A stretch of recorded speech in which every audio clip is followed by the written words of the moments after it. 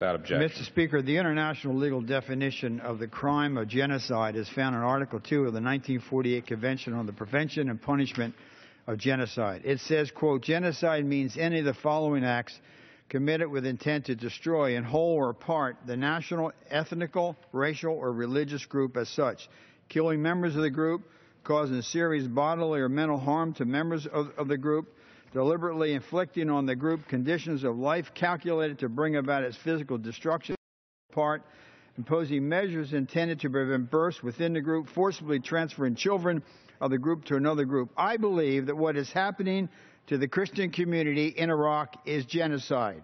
I also believe that it is, quote, a crime against humanity.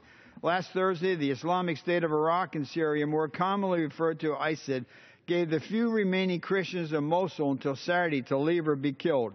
From the New York Times, it said, quote, some went on foot, their car having been confiscated. Others rode bicycles or motor scooters. Few were able to take anything of value as the militants seized their money and jewelry. Some, just a few, because they were not healthy enough to flee, submitted to the demands that they convert to Islam to avoid being killed, end of quote.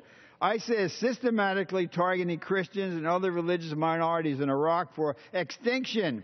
I want to submit for the record the complete article from the New York Times and an editorial today from the Wall Street Journal for history to see what is happening.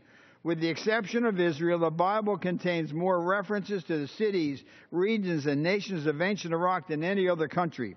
The patriarch Abraham came from the city in Iraq called Ur. Isaac's bride Rebekah came from northwest Iraq. Jacob spent 20 years in Iraq, and his sons, the 12 tribes of Israel, were born in northwest Iraq. A remarkable spiritual revival, as told in the book of Jonah, occurred in Nineveh. The events of the book of Esther took place in Iraq, as did accounts of Daniel in the lion's den.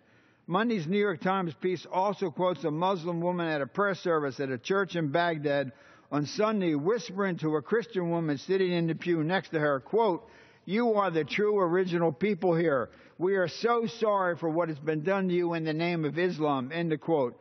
On June 16, for the first time in 1,600 years, there was no mass said in Mosul.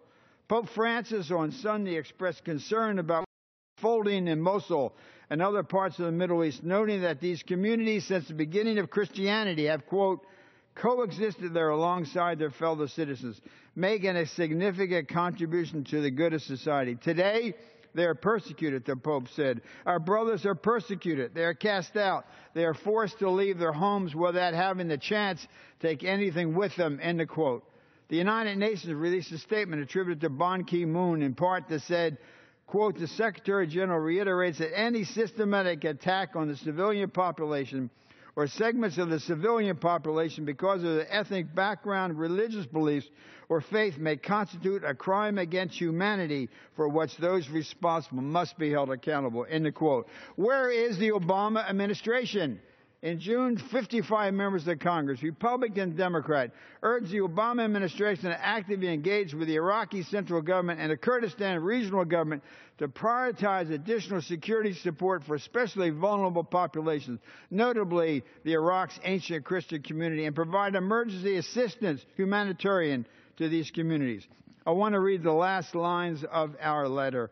Quote, absent immediate action, we will most certainly witness the annihilation of an ancient faith community from the lands they inhabited for centuries.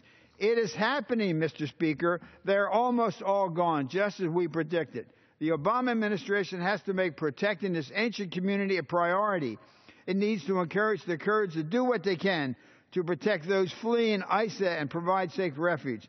It needs to ensure that the resources going to the region, a portion be guaranteed to help the Christian community. It needs to have the same courage as President Bush and former Secretary of State Colin Powell when they said genocide was taking place in Darfur. The United Nations has a role too. It should immediately initiate proceedings in the International Court against ISIS for crimes against humanity. The time to act is now.